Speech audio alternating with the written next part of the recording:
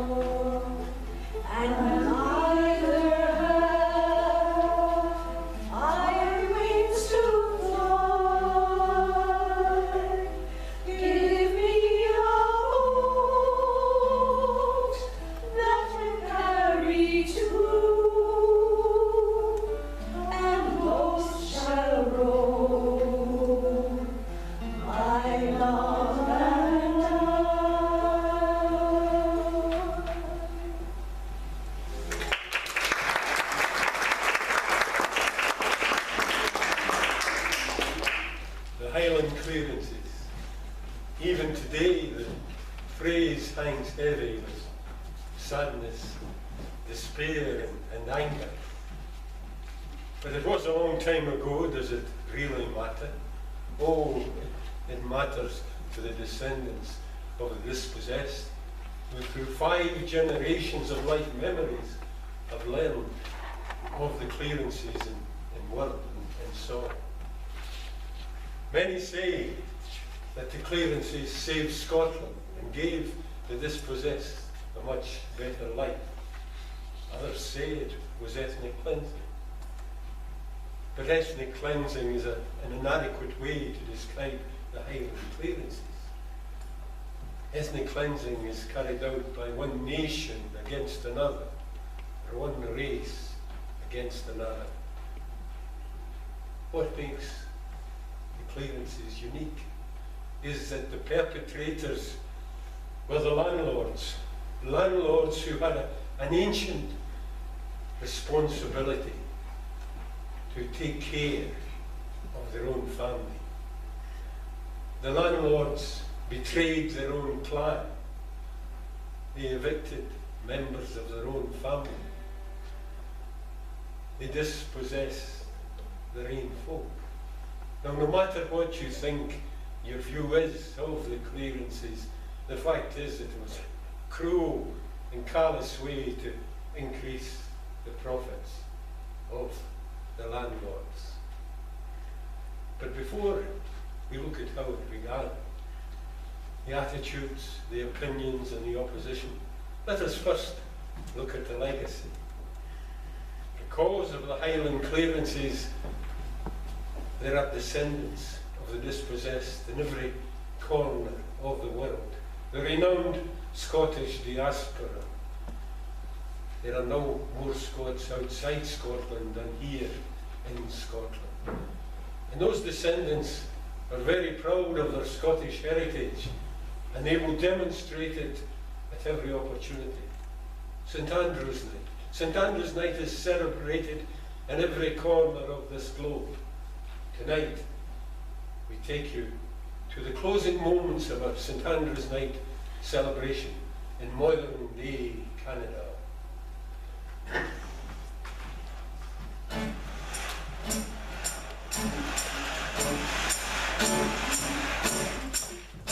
When the night is calling, hear the birds are calling, I'll be in early calling down through the glen. There where the hills are sleeping, I'll feel the blood of leaping, I am the spirit of the old Highland man. Howling campaign, Scotland, my mountain way, I may proud stand gloriously wave. Land of thy endeavour, land of the shining river, land of my forever, upland the babe. When the night is calling, hear the birds are calling, Beauly and Glencalvie calling down through the glen.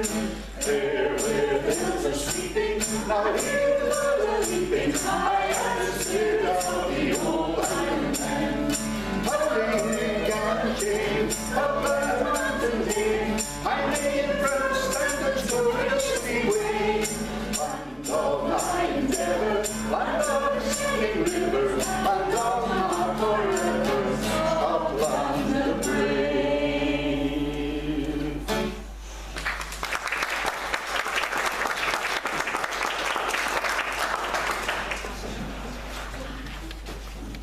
You mind the lang syne, when the summer days were fine, and the sun shone for better then the severed dancing sign. And we wandered in the burn, and we cowed every tongue, and got licked for our pains in the morning.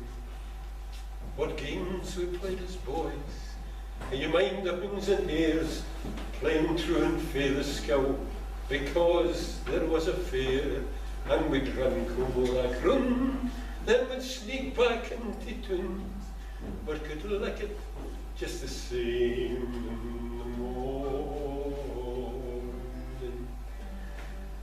And in Beauly's sunny breeze, oh, we gathered tips and sleighs, we fell among the bramble bushes, tearing our clays, and for fear that we'd be seen, we'd go slipping hame at e'en, and we'd lick it for our pains in the morning.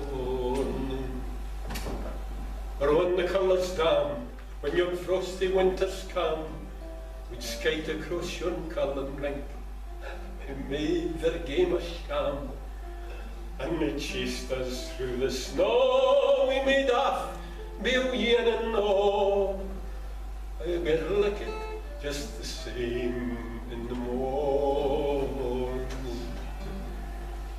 And before we grew to men, they made us sojourn away. Some fell at hanging tears in Mere and Suvla Bay, and we folk through mud and gore, and they said, we won yon war. Money's a licking, we'd a taken them all. Now your bairns have grown up, and the bairns for the sale, and there's yon wee curly-headed lad, fuck, he makes your life like, well, you think of days gone by, slip him a sweetie on the sly, he'll get his lickings like the rest in the morning. No, life's springtime, it is past, autumn's come at last, Summer days have passed away, cold winters limn fast. But though lang the night may seem, you may sleep without a dream, 'cause you'll wake on a bright and happy morning.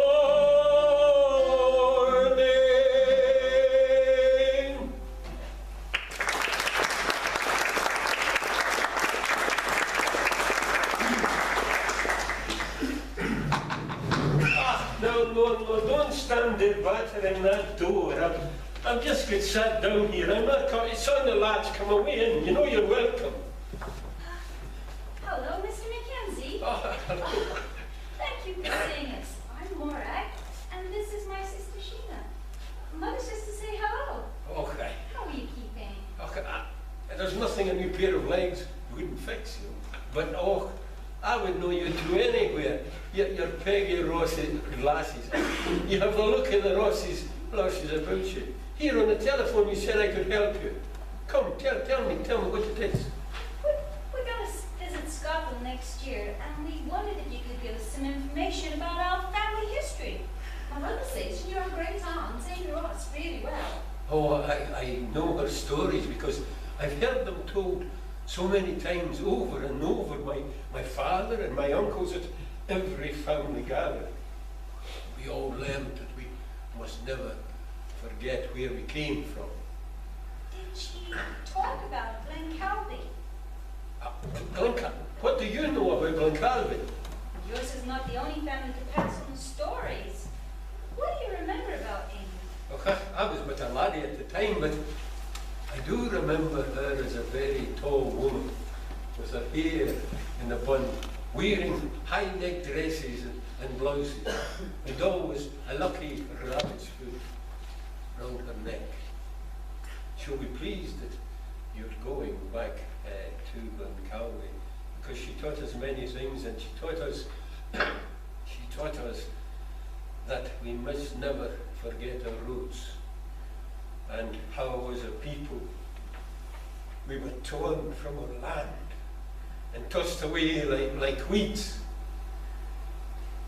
But she always told us in her stories that the memories were our heritage, and no one could take that from us. And we should always remember that as a people we survive, and that the land lives within us, and that will be our ultimate revenge. You remember her so well. Tell us more about her. Oh, as I say, I was just a boy at the time, but she always strived to ensure that the memories lived on within us. And you know, when she spoke of the old days in Scotland, her hand would go to that lucky rabbit's foot, and she would caress it. And that seemed to transport her through time. It was her window into the future. It was her stories that took me to Glencalvie when I was in Europe for the First War. I went to the church and I stood there where those poor people had camped. And I touched the window where their names are scratched in the glass. I touched that window and I looked down the glen and down to the broch. I was alone, but I was not lonely. I could feel both in me and around me the spirits of the folk your aunt used to speak about. But here, did you not ask me on the telephone to get a book for you? Yes. You said to us you had some papers or a journal that Amy had left with your family. That's right. I went and I looked it out for you before you came. Here it is. You will see it's written in her own copper plate handwriting.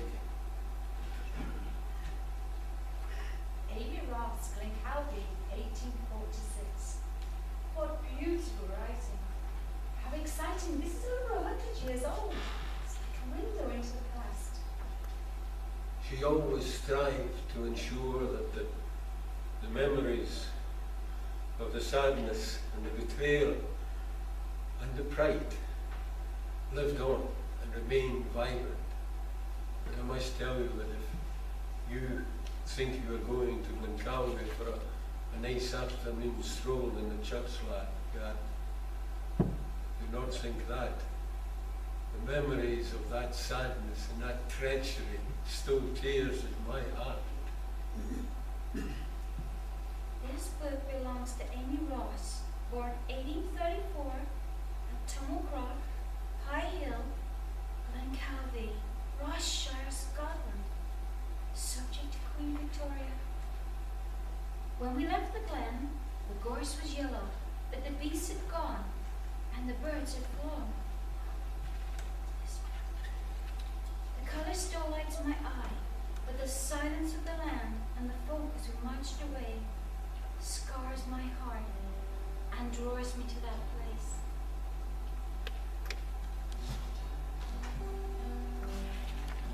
Oh, the broom, the body bone, the broom, oh, the cowden nose. When would I be in my own country, tending my daddy's ewes? Blithe I was each morn to see my love come o'er the hill. He left the barn and he flew to me. I met him where goodwill. Oh, the broom, the bonny, bonny broom, the broom, oh, the cowden nose. When would I be in my own country, tending my daddy's ewes? Farewell, ye cowden nose, farewell, the pleasures there. Dero Magan, my lad by my side, is all I want or care. Oh, the broom, the bonny, bonny, the broom, oh, the cowden nose. When would I be in my own country, tending my daddy's ewes?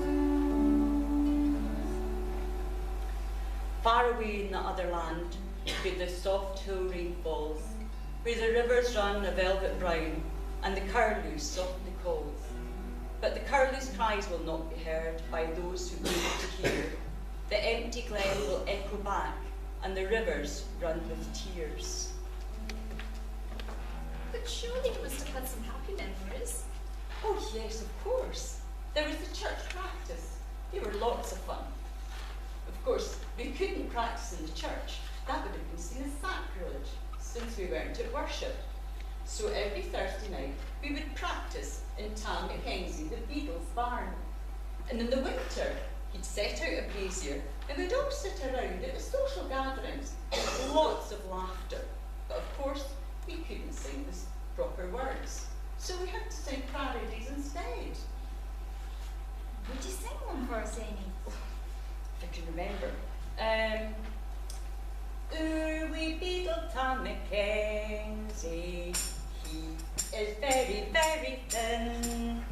His wife, she licks up all the green. Come on, masters, you try this too. Grandpa Ross is always cheery. We wondered why his nose was red. That's because he hides his ear. And whiskey underneath the bed. Grandpa Ross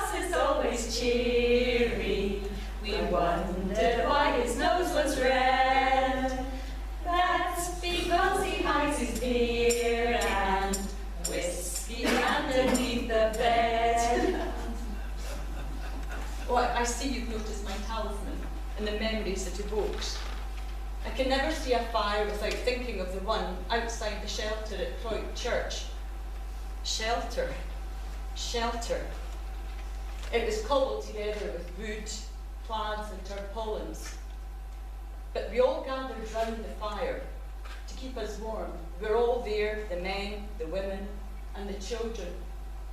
I can see them still in the flames. Oh, my journal, can I look at it? I remember I wrote a poem or something about it.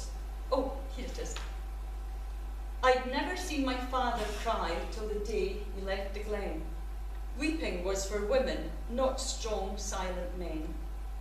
From the hills they watched us walk away, heads low in shameful fear. The psalms they sang ran through the glen, mingled with our fear.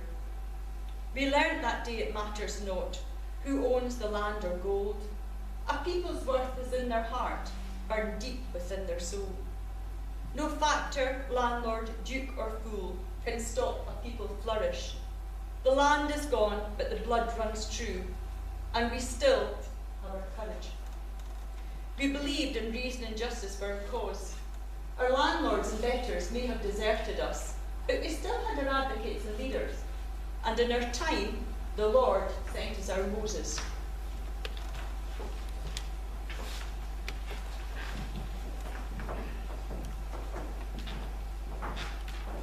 When it first begun, I was assured it was a mistake. After all, hadn't Major Charles Robertson himself told me that he would not remove the people? Yes, Minister, he said, so long as they continue to pay their current rent, I will not turn out our poor people. I believed in them, and I still do. If only he had not been away in Australia with his regiment, this would have never happened. Would have never come to pass. Our church believed in our cause, and the newspapers told our stories in Edinburgh, Glasgow, and of all places, London.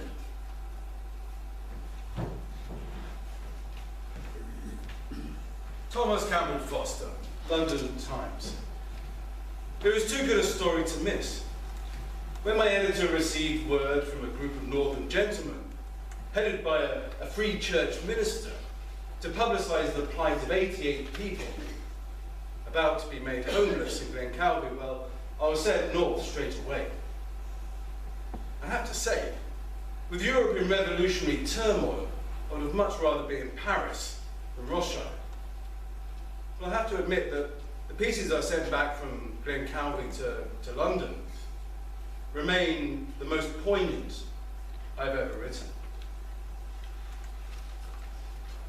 Great cruelties were perpetuated at Glencalvie Rothschild, where the evicted had to retire into the parish churchyard.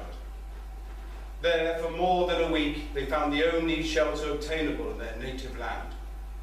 No one dared to succour them, under a threat of receiving similar treatment to those whose hard fate had driven them thus among the tombs. For those who remember the earlier clearances, as they're known here, will recall how the ancient ties between clansmen and clan chiefs were torn asunder. It requires little but fair treatment for those living on the land to almost idolise their heritor.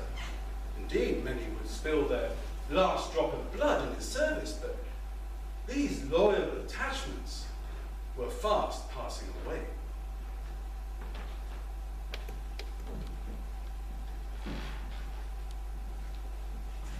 I readily shared their burden in the mistaken belief that the day when they would have to leave would never come to pass.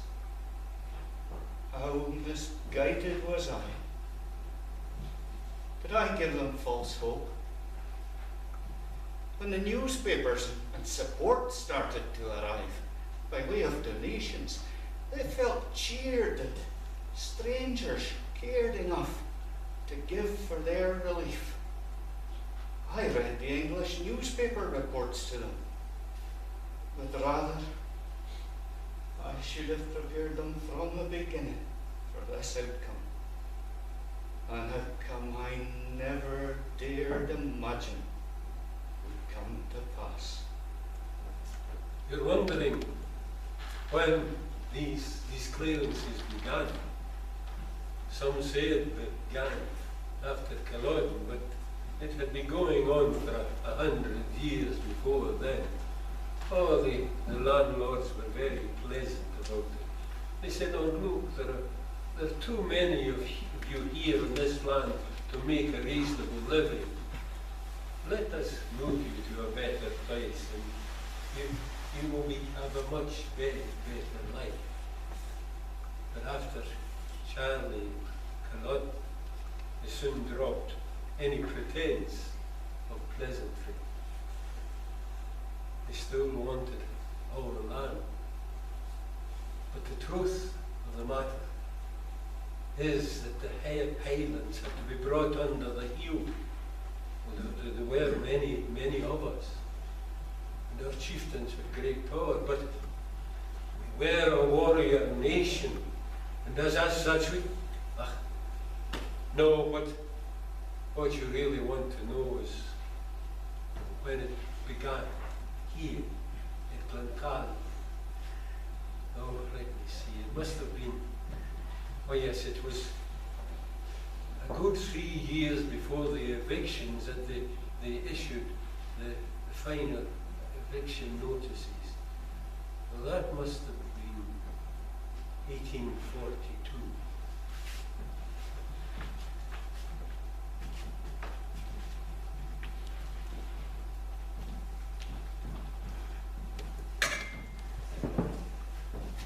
When they first came to me for guidance, I wrote to Mr.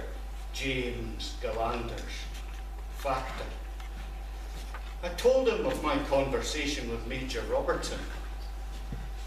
I had hoped that he might take the lesson to heart. I wrote to him in these terms. I have the letter here. Let me see. You have it here.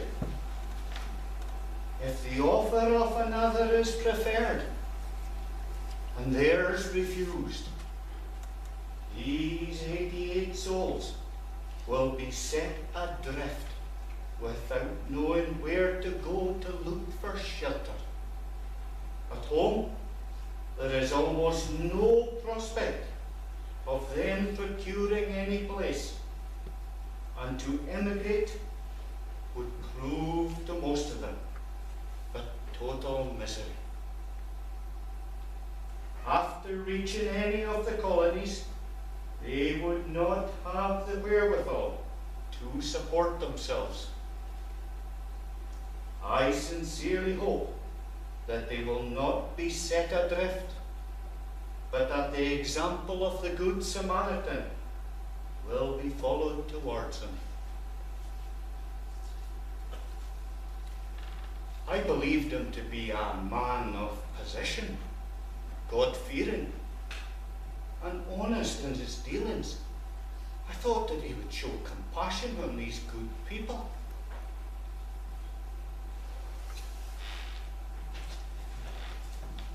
Indeed, it seemed that he had a change of heart when he wrote in his reply. I have it here. Yes. He said, I have given this matter my tender consideration, and that should they agree to pay a higher rent, then they could secure their lands. Well, though already paying a substantial rent, they agreed to an increase and instructed me to arrange a meeting with James Gallanders. The true nature of a man is revealed in his actions. And before the meeting could take place, Sheriff sheriff's officers were in the glen to serve notices to quit. Now, the women folk of the glen were there to meet them, and they had been making their own plans.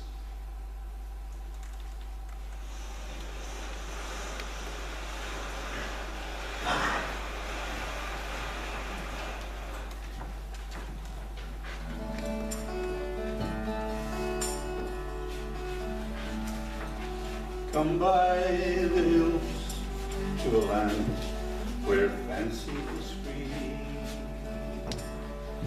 Stand where the peaks meet the sky and the lochs meet the sea. Where the rivers run clear, Bracken is golden sun, and the cares of tomorrow must wait till this day is done. Come by the hills to a land where life is a song. Stand where the birds fill the air with their joy all day long, where the trees sway in time, even the wind sings in tune. And the cares of tomorrow must wait till this day is done.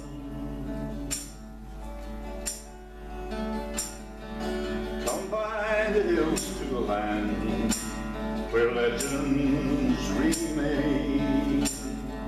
Stories of old fill the hearts and may yet come again.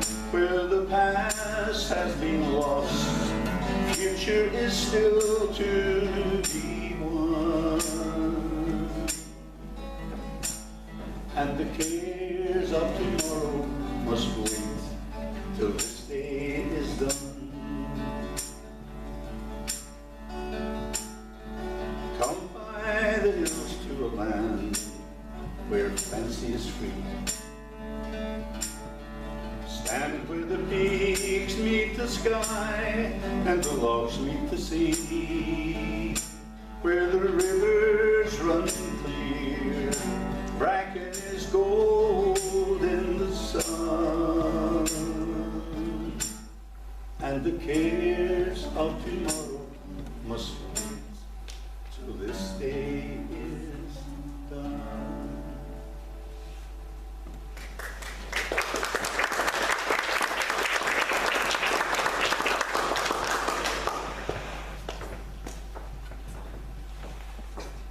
Oh, hello, Jean. How are you?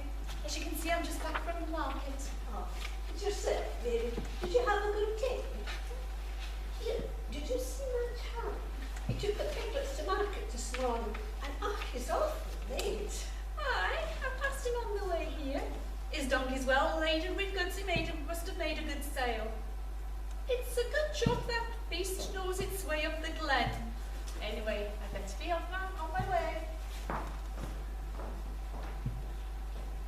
He's a bonny lad, aye, a bonny, bonny lad. Oh, a bonny lassie, What's you, bonny lassie, me? You're late. And where's the donkey? Oh, he's down the glen. He knows his way home. No need to worry about him. Where's the list? The list? Oh, the list. Oh, come, I'll put this up. Here, no, wait a minute. I'll put it down there. I don't know where. There you are. You sure you gave me a list? Yes, I'm sure I gave you a list. Yeah, wait a minute. Sick man. How many people? There it is. Here. It got a wee bit crumpled. Sorry about that. Did you get all the stores? Oh, I got all the stores. I got a good price for the piglets, and I got some wee extras. I got some lovely ribbons for you. Don't want any of your giggles. And did you get the paraffin? That's the important thing. Oh, I got the paraffin. No, I got everything. I got everything. Here, I forgot the paragraph. Goodness sake, that's why I gave you the list. Oh, can you not read? Oh, I can read.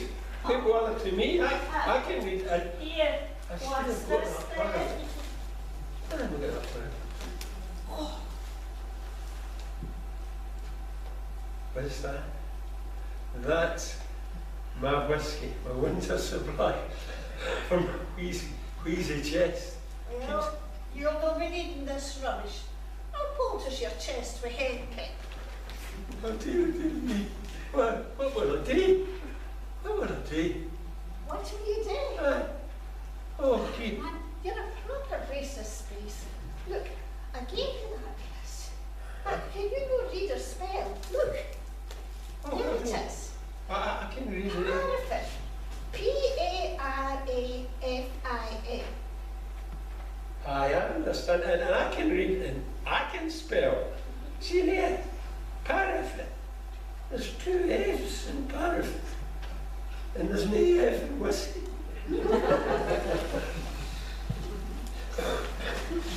Oh, whiskey, leave me alone. Oh, whiskey, leave me alone. Oh, whiskey, leave me alone. Remember, I must go home. Now you know the tune and you know the words, so you join in and help. Oh, whiskey, leave me alone. Oh, whiskey, leave me alone. Oh, whiskey, leave me alone. Remember, I must go home. Now here, you can help me out a wee bit, as you know. She doesn't know about it. She thinks that I'm still in there. But I've got to get in the quiet, you know. So you can sing it with me, very, very softly. Oh, whiskey, leave me alone. Oh, whiskey, leave me alone. Oh, whiskey, leave me alone. Remember, I must go home.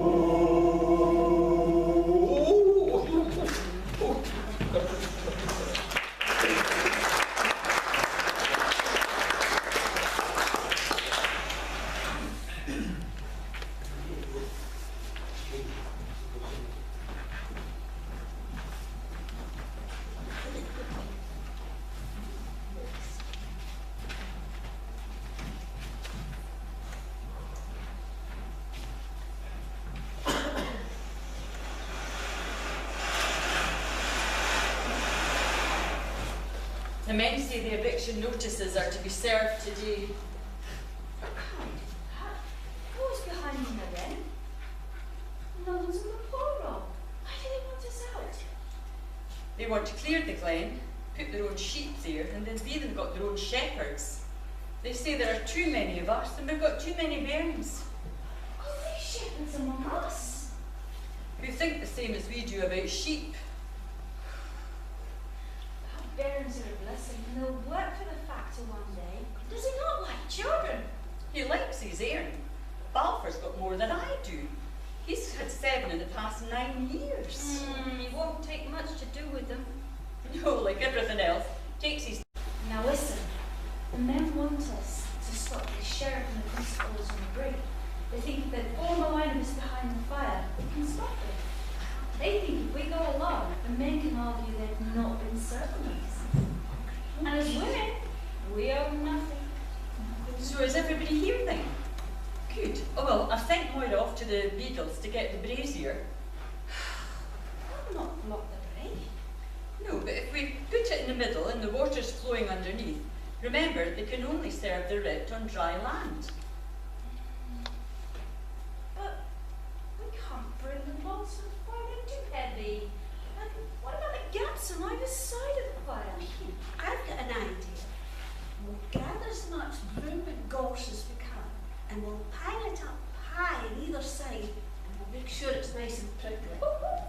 idea, Jean. And then that way, when they come to hand the papers over, we'll make the fire nice and hot. Oh, Right, let's go. Let's get it.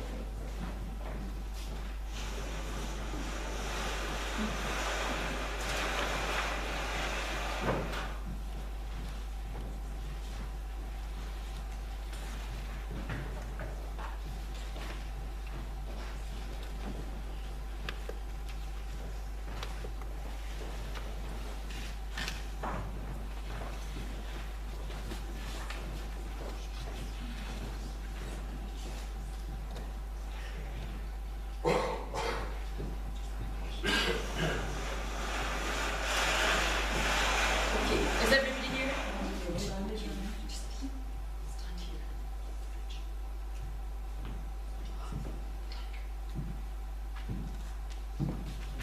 oh. What a fine welcome, what a fine body to welcome you to this glen. Now, today I'm looking for your men folk. Where are they? They're at work. They're out on the hill. They've got work to do. What do you want? Well, there's no need to be aggressive, woman. I'm just here doing my job. The job my employer pays me to do. So, I best explain something to you all. I have the law by my side. So, in fact, the sheriff's people are with me today. I left them further down the glen. So, for now. But one signal from me and they will be joining me right here. So, keep that in mind. Is this the one with the 7 men? No need to turn the corner. Well, I believe that he wants to join the ministry. And if he wants to join the ministry, he'd have to turn his breeks, will his fairness. Well, are you the leader? Step forward. He's full of himself. Oh, careful. Watch out, he's trying to serve the papers. Put him in, put him in, put him in, put him in. Come on, leave my arms. Get him down. That will have consequences. Well done, lasses. All seeing that.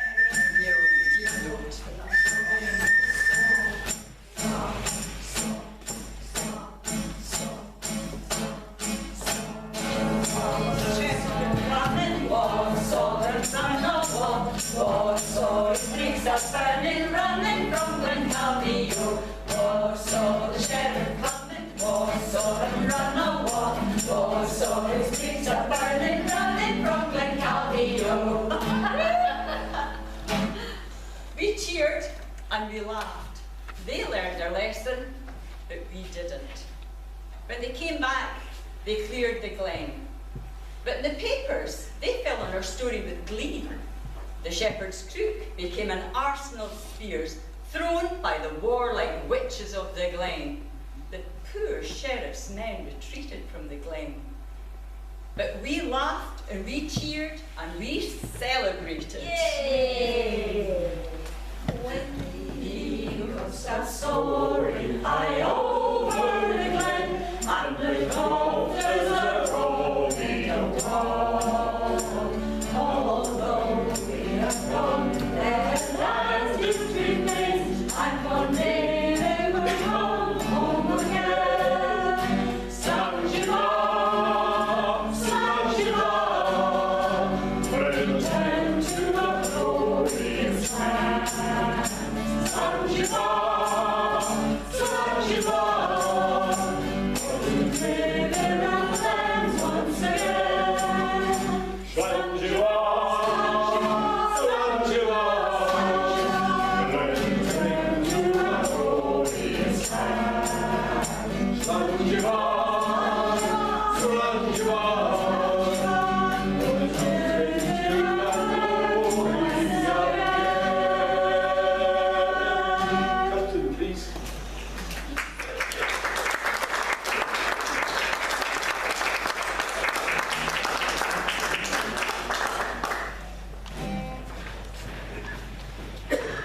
Ladies and gentlemen, we are about to embark on the interval, during which we will have a raffle, so please buy some raffle tickets if we haven't done so already.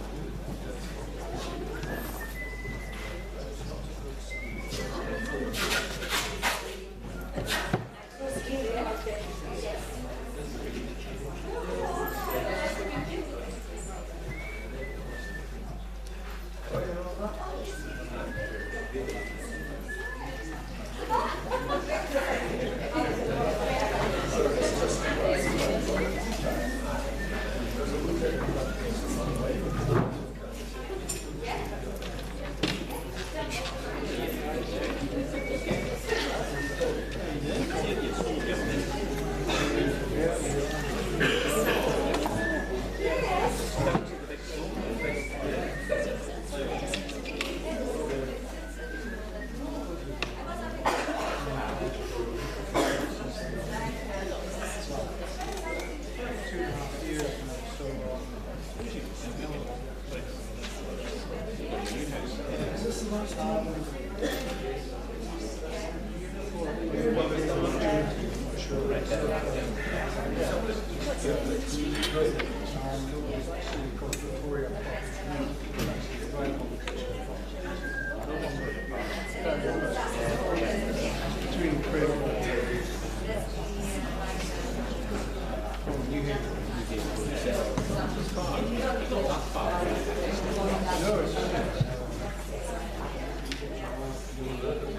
Okay, ladies and gentlemen, we've got some fantastic, life-changing gifts. Prizes to be won. So who's going to pick the prize? Take the first one.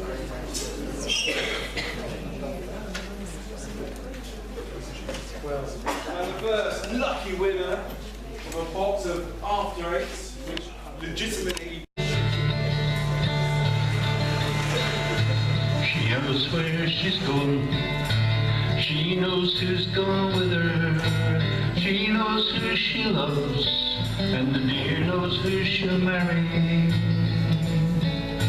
She has stockings of silk, shoes of bright green leather, combs to buckle her hair, and a ring for every finger. Oh, feather beds are soft, painted rooms are bonny. She will give them all for a handsome, winsome Johnny. Some say he is poor, but she says he is bonny. Fairest of them all is her handsome, winsome Johnny.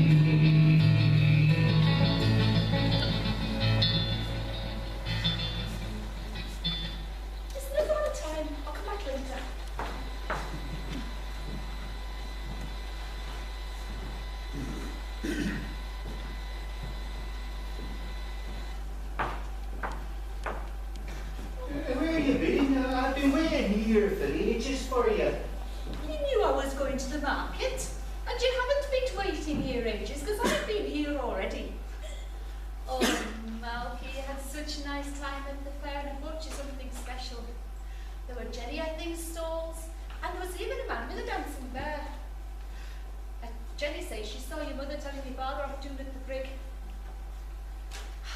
You're not still in a huff about last night, are you? I hope you still want to marry me. No, I mean, that's a lie. No, it's no that. No, it's no that that's bothering me. It's all this talk of evictions.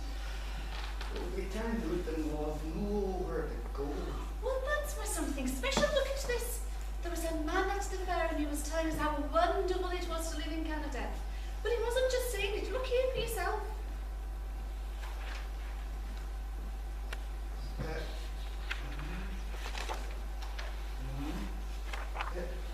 Free land for everybody after you serve 4 years.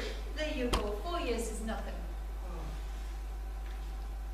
The land is rich, timber and water in abundance. Cattle flourish on, is that word? Verdant grass.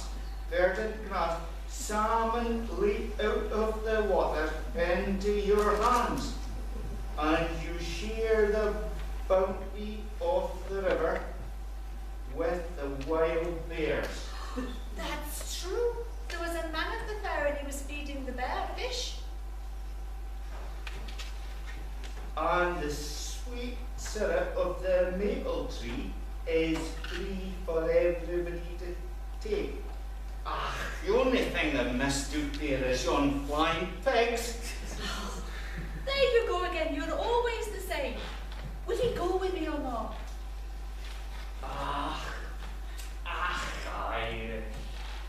But lassie, will you go with me? Oh, the summer days come.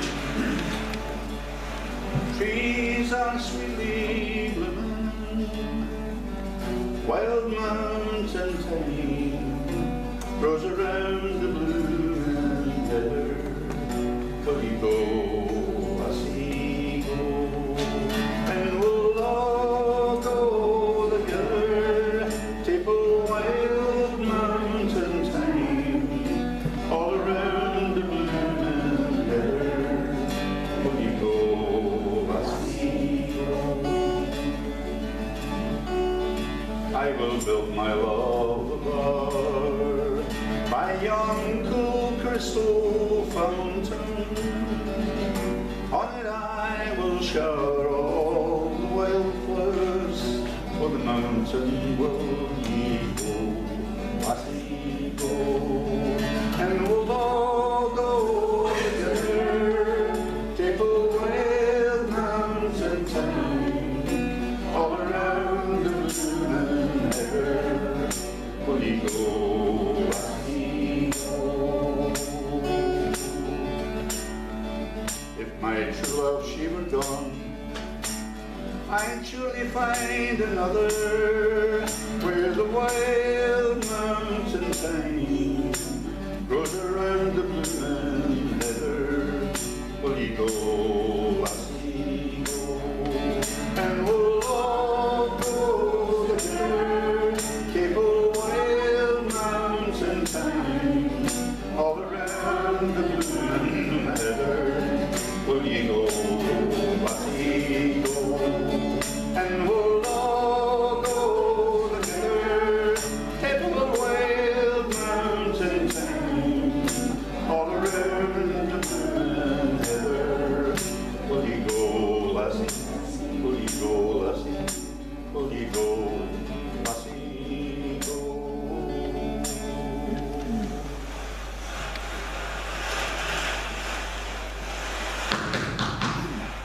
Is anybody there? Ah, come away in, come away in. The door's open. You're always welcome. Oh, geez, I didn't see you there in the darkness. What's this? If you're used to bright palaces, you must be the man from the London Times that has helped us with our cause. You know of my work. Yes, I'm Thomas Campbell Foster. You must be Robert Ross. Oh, that's myself, but it is a long time since I was known as Robert. I am Rob to my friend. Oh, I come as a friend. Then you are doubly welcome. The smell in here catched my throat. The smoke is quite pungent. What is this? A man from London telling me that has walked the stink of London streets, that my house smells. Man, in London you drink your own wastewater every day. Obviously you're a man of the world, and well, you would have read my reports I've sent from Glencalvie to those who would drink their own waste. Now, will you help me find an answer as to why this has happened? There is only one answer, and that is that there is no answer. There's only one long-lasting sadness. Yes, I realise that. But can you tell me why? Why are your people to be dispossessed? Are you not well? It's not that I am unwell. I am old, and I will not move from this place. I am 82 years of age, and my life is softly and smoothly coming to its end. That's why I would never join that damned exodus. I will die here before they evict me. Until then, I will sit by an open door and watch the beauty of the glen and marvel at its mystical changes of mood. You've lived here all your life. No wonder you care for the place. Why here? This land is spirited deep in my heart. I have travelled the world more than most, Mr. Campbell Foster. Perhaps even more than yourself. And I have seen many bonny lands, but none was the beauty of Glencalvie. It's deep in my heart. Okay, but you know, there is nothing new in all of this. They've been calling the islands, oh, for 100 years.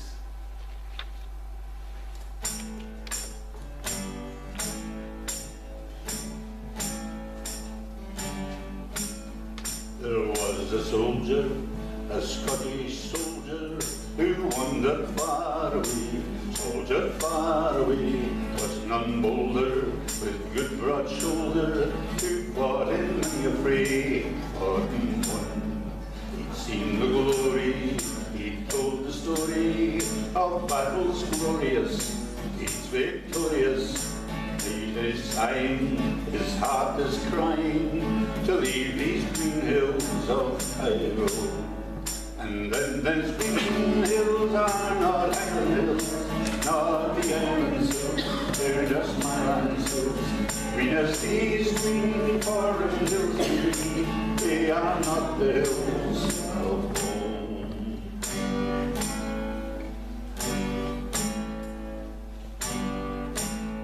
And now the soldier, the Scottish soldier, who wandered far away, soldiered far away, sees leaves are falling, and death is calling, and he will fade away at their land. Called his piper, his trusty piper, and bade him sound a lay, a pibroch sad to play, on a hillside, a Scottish hillside, not on these settled hills of Tyrol. Because those green hills are not Highland hills, not the island hills, they're not my land hills. Green as these green forest hills may be, they are not the hills of home.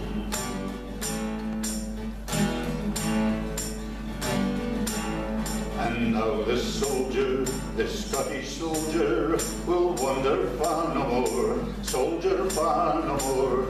On a hillside, a Scottish hillside, you'll hear a piper play soldier home. He's seen the glory, he's told the story of battles glorious, deeds victorious.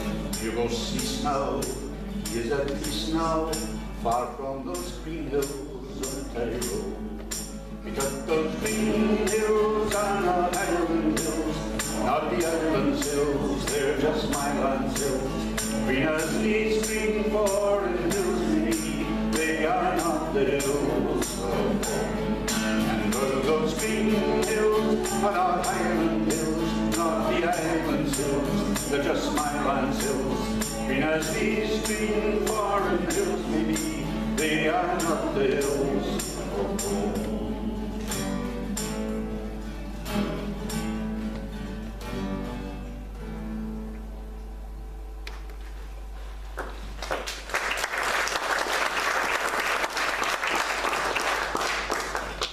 What then? After the 45? Oh, after Charlie and the 45, they still wanted our land.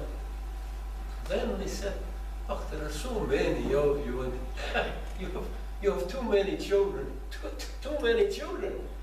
But you see, in that, as in so many other things, we simply followed the example of our betters, and they breed like rabbits.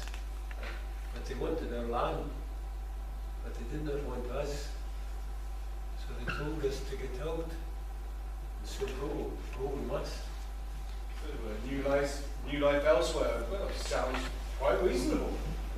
Aye, but that was when they started to pay for and encourage all the posters and the pamphlets and the newspaper adverts, even sermons in the kirk and gossip in the marketplace, all extolling the virtues of a new life in a beautiful land across the sea. May seem reasonable, doesn't it? But you see, the landlords are very good at being seen as reasonable and righteous, and yet they think nothing about us at all. They want the land for themselves, and they will take it from us. You know, they have spent a great deal of time telling the world that we are as a people are lazy and interfering with their right to do what they want with their own property. And you see, to them the land is property, but to us our land is the staff of life. They have told me that you are wicked and self-seeking people, that you refuse to see the benefits in change, and that they've done everything they can to make moving easy for everyone. Oh, why, you speak, Mr. Campbell Foster, as if in moving and eviction there was a choice. There was not. In fact, it was not even just moving or eviction. It was the willful destruction of a people and a way of life and a culture that has been on these glens for centuries. The destruction of a people who for 500 years have cultivated this land and made it what it is today. A people who never harmed a soul and have never owed a penny to anyone and still do not even owe a farthing. A people who, through loyalty to their clan, went without question when asked to fight the wars of their chieftain. Many of our people died for that loyalty. And what is our reward? Our reward is to be driven from the land like the very beasts they intend to replace us with.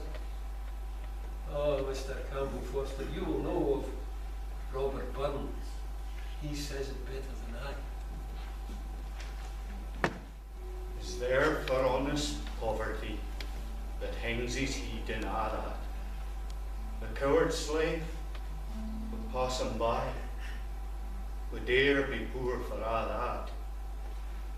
For a' that and a' that were toils obscure and a' that. Rank is but the guinea's stamp, the man's the gowd for a' that.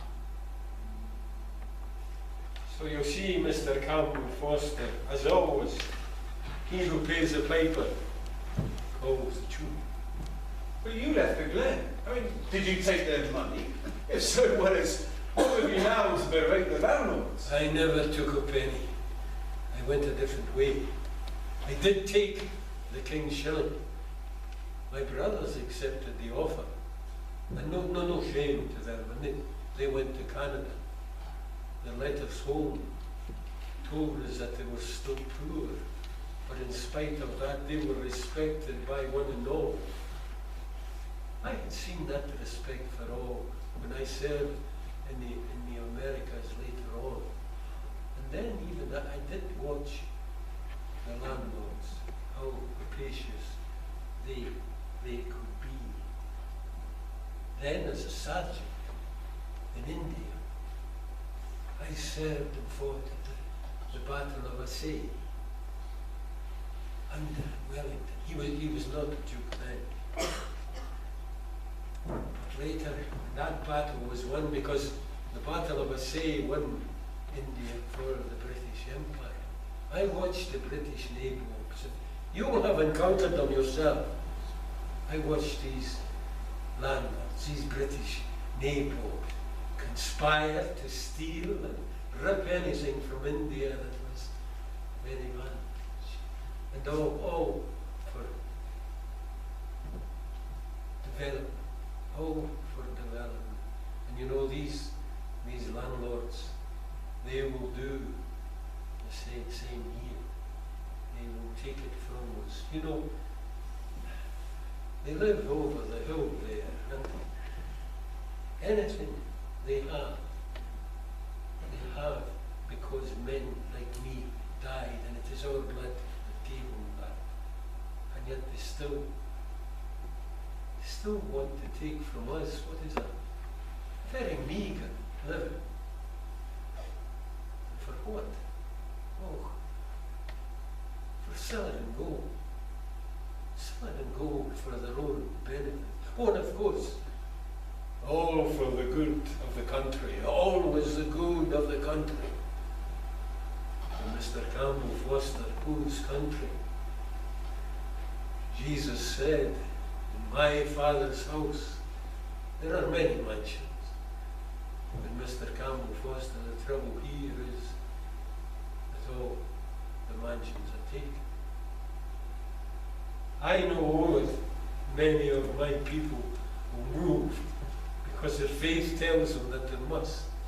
Others will go because they know that their God will look after them wherever they are. But I do know that the seed of my people has been broadcast throughout the world, and it will fall on fertile ground.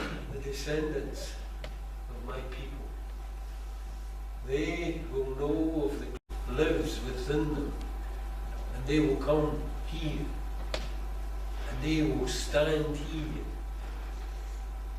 and they will look at the glen, and they will ask, why?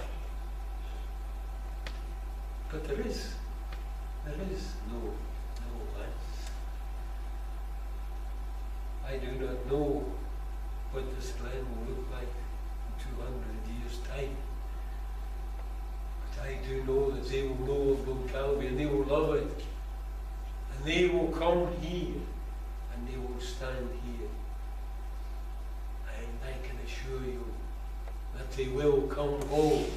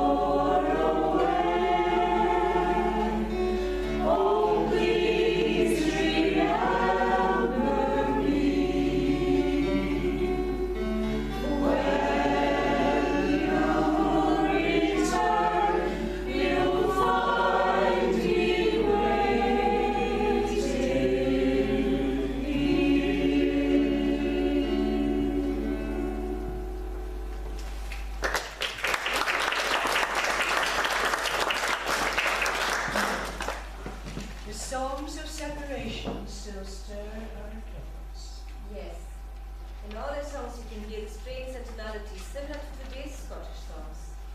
The character travelled with them, and it returned to us even richer than before. As usual, you're romanticising. In the new lands, they had homes and foods, and a place in the communities they helped to build. So you agree they were content? Content to material things, yes. However, life is much more than that. It must also feed the heart and the soul. But these poor people, torn from their land, they thought they must have committed some dreadful sin to be treated so. And that's why they gave themselves the name of the wicked generation. And whilst today we're constantly in touch with friends and relations all across the world through modern communication. Not so for these poor people. They were separated on the quayside as they had no choice as to which ship they embarked upon. In addition, some of them had to watch helplessly as their loved ones took ill on the voyage, and some were even buried at sea. They soon learned that they had lost all touch with each other as the ships set sail for destinations across the world, some as far away as New Zealand.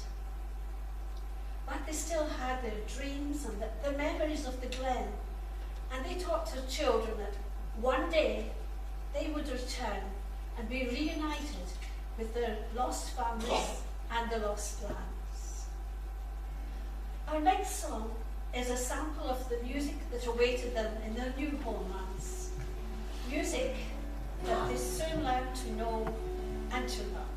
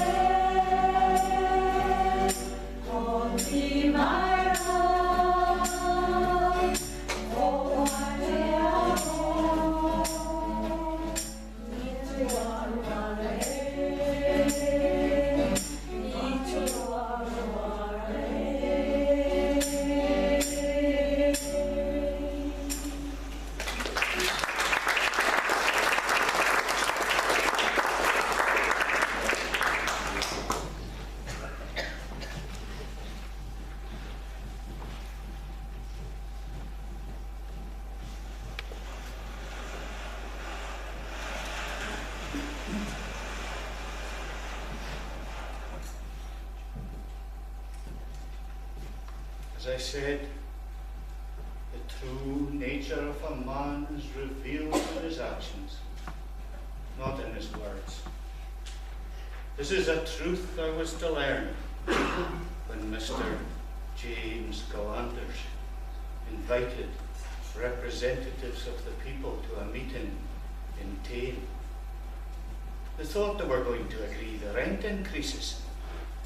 However, once there, and without representation, they were tricked, and notices to quit were finally served upon them. The unthinkable had happened. In these days of great progress and forward thinking, decent, hard-working, honest people were to be dispossessed and left to starve, all in the name of improvement. Still, I counselled them to tread carefully, not to break the law, but to comply with the rents, for fear that they would land themselves in deeper trouble still by resisting.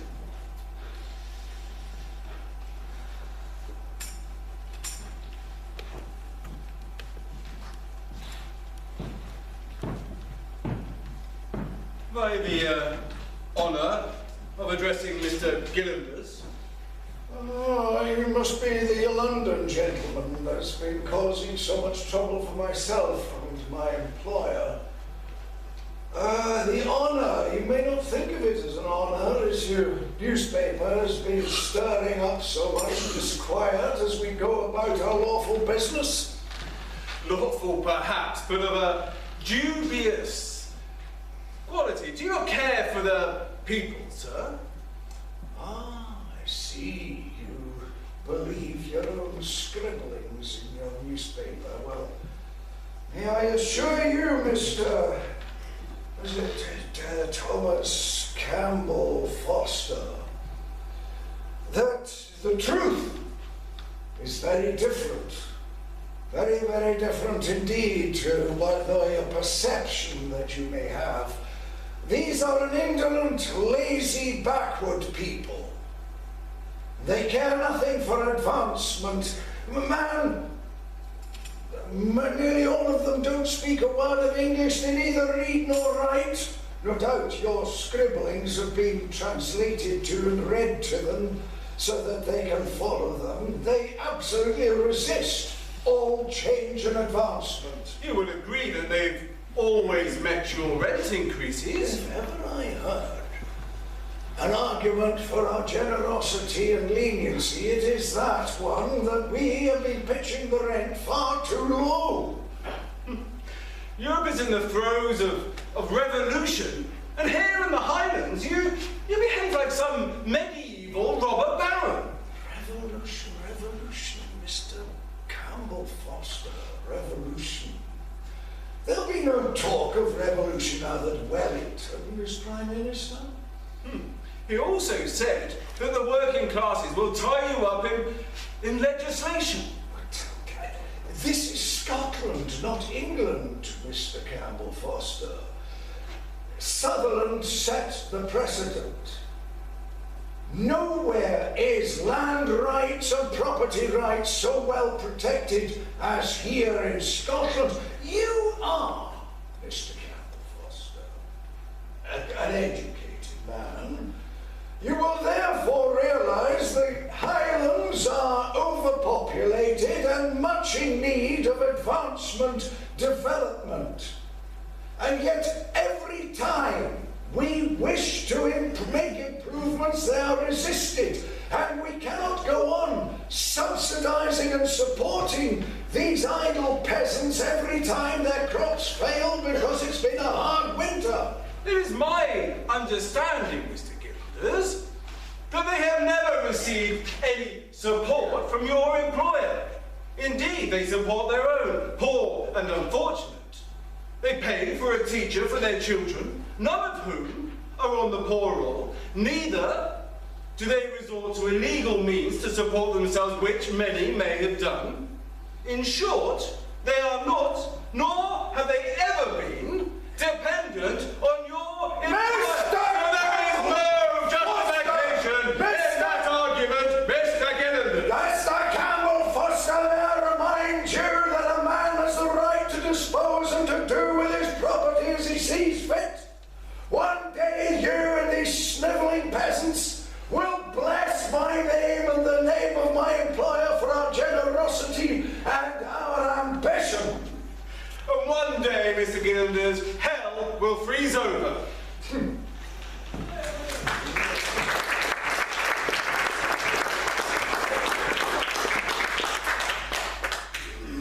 It was a most wretched spectacle, watching those 88 leave the glen.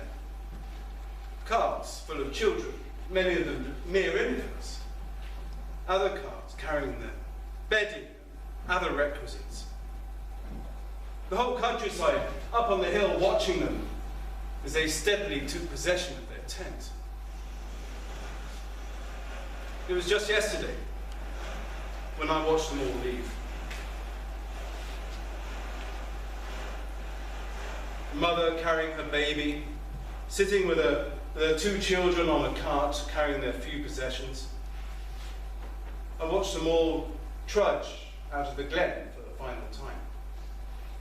They came to the bridge, stopped and took one last look at their home. Then with heavy steps they walked onwards to the church, where they set up their temporary shelter in the cemetery. That they should be reduced to this is shameful. I mean, the men took it hard. I mean, they all did. But a man must provide a roof and shelter for his wife and children. None of them can do that now. They are empty, angry souls. When they arrived at the cemetery, the men set up a fire for warmth and cooking. The children, as children do, played amongst the headstones.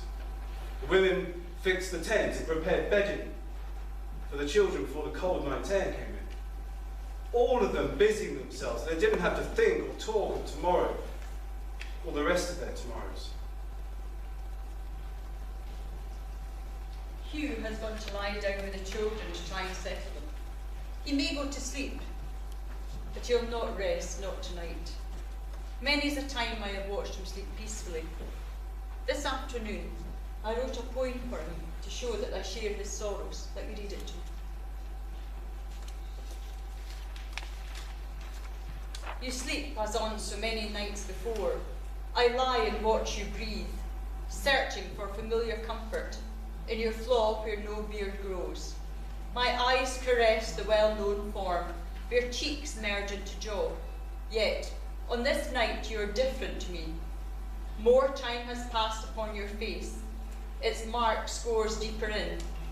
Worries that dance across your skin make eyelids flicker and restless lips, the lips that took my very first kiss.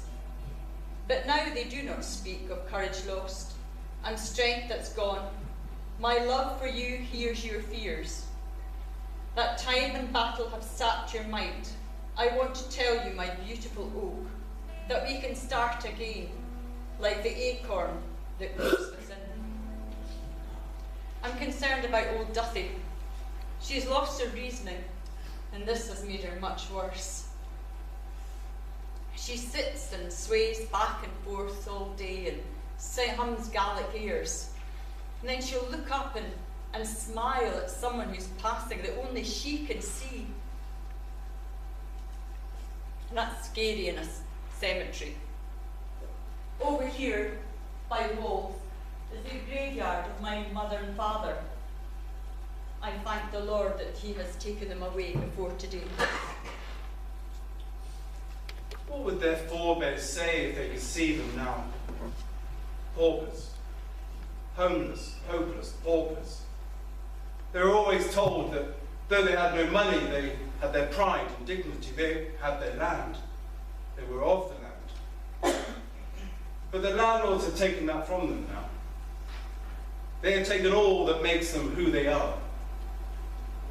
How can a man stand as a man when he has no work, he has no beasts to tend or land to till, when his wife and children are sleeping in the cold rain in the cemetery? Dear Lord, I dread the coming of the morning. I and all the other mornings that follow. Hovan, hovan, koreo, koreo, koreo, hovan, hovan, koreo. I've lost my darling baby, oh. I left my baby lying here, lying here, lying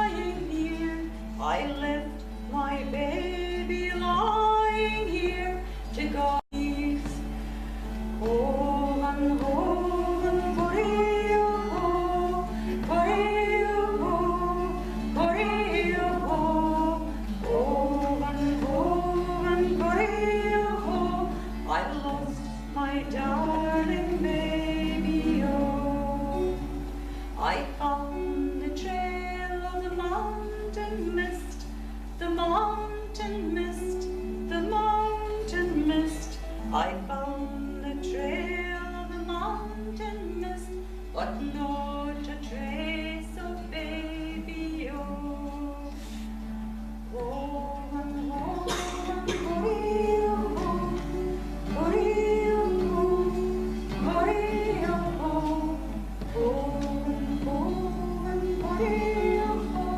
I lost my darling baby.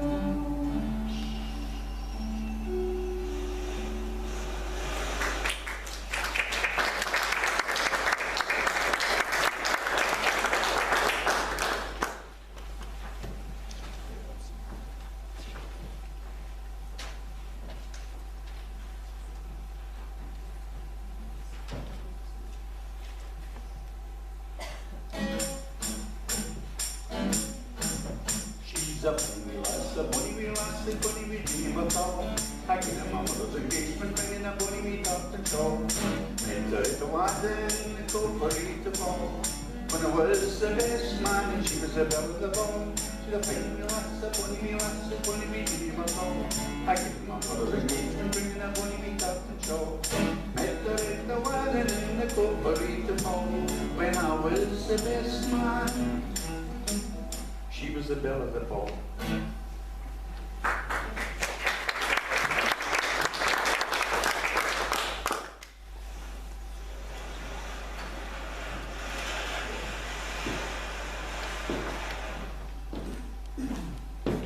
Did you manage to bring all the crops?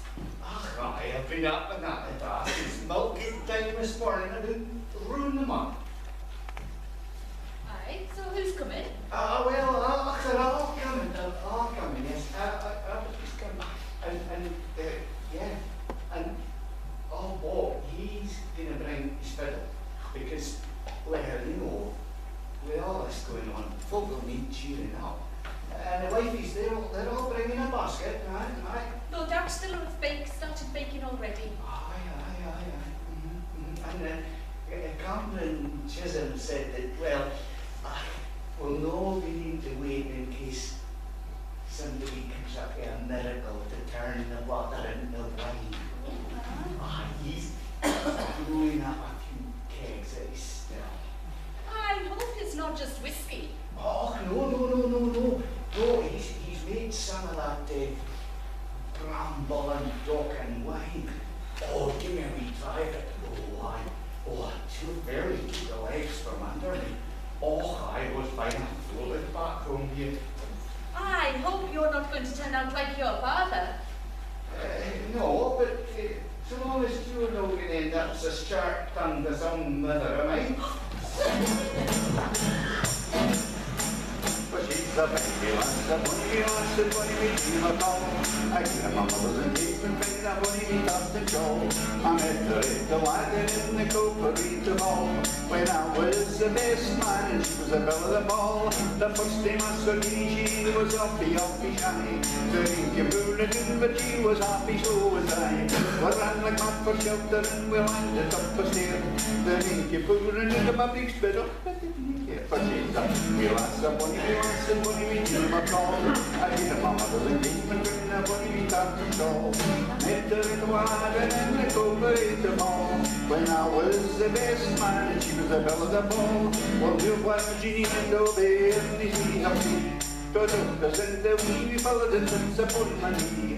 The left wee lily tears and the never stole my line. But then we'll sit in the listen while I sing to them the sang for she's a wee lass, a bunny wee lass, a bunny wee dream of all. I get my mother's engagement ring and a bunny wee top and shawl.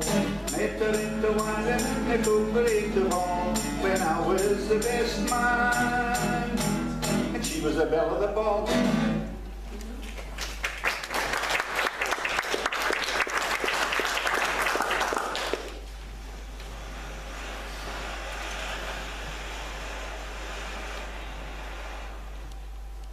That Sunday, like all others, we gathered to worship amid God's greatest creation on his hillside.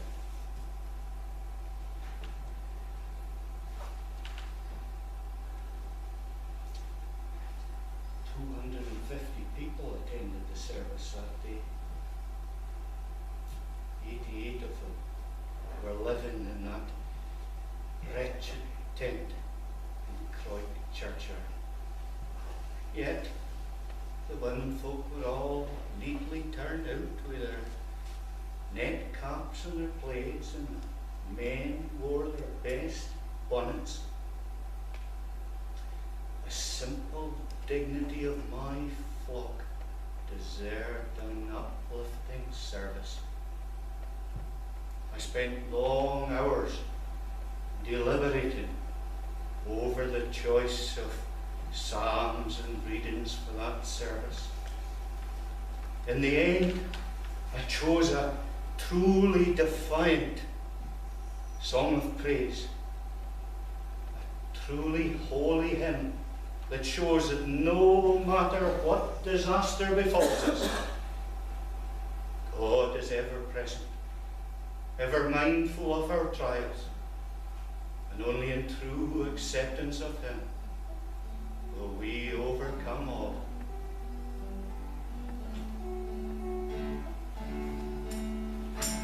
Amazing grace, how sweet the sound that saved a wretch like me. I once was lost, but now I'm found. Was blind, but now I see. Many dangers, toils, and snares we have already come.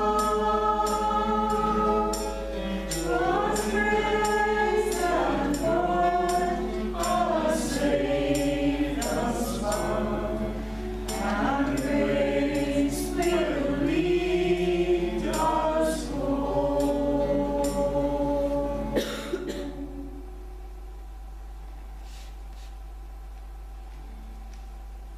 After the service, I stood on the hillside for a while with Mr. Campbell Foster as we watched these 88 lost souls make their way down to that churchyard hovel. Had any such clearances occurred in England, Reverend Ed, the excitement it would cause would be nothing short of mob processions, effigy burnings, and the smashing of windows, by which every instigator and instrument in so heartless a scene would be reminded that there are principles of action which are thought more worthy and more honourable, and which makes living amongst one's fellows more pleasurable than mere money grubbing.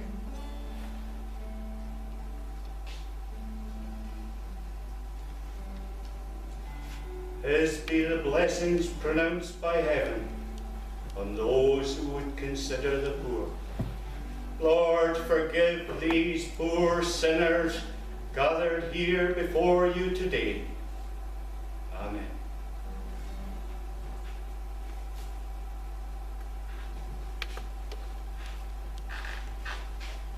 My words here are for you, as yet unborn descendant of these peoples, who will read of these events and visit the empty glens and straths of the north.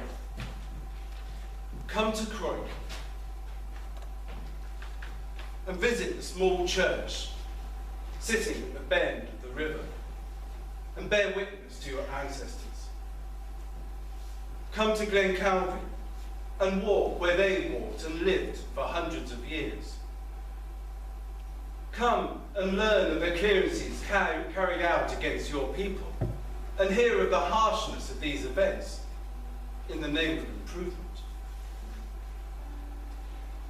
As history affords you the benefit of hindsight, you will now know the outcome of your ancestors, an outcome I cannot today imagine. You will read this and know the facts. But the heart of a story, of a time or a place, is always in its people. And know this of your people, through the eyes of their minister and their friend, that they were honest, religious, proud, and kind, that they cared for one another, that they helped their poor and unfortunate, that they lived and worked on these lands for nearly 500 years and then they were removed. If you are able, come to the church and stand where they stood and read their words scratched into the east window and stand in silence and hear them talk to you down through the years. When we've been there 10,000 years, bright shining as the sun, with rollers days to sing God's praise. And when we first begun,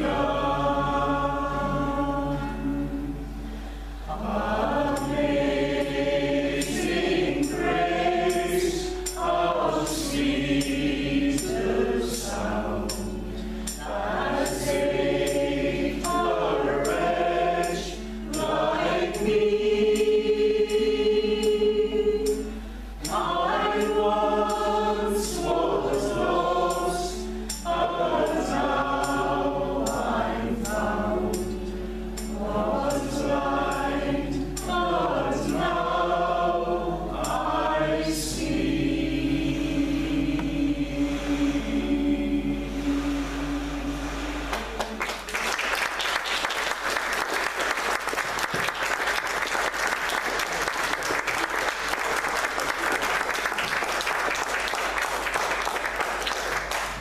Just a wee word, just to say thank you very much for coming along. And without yourselves, what we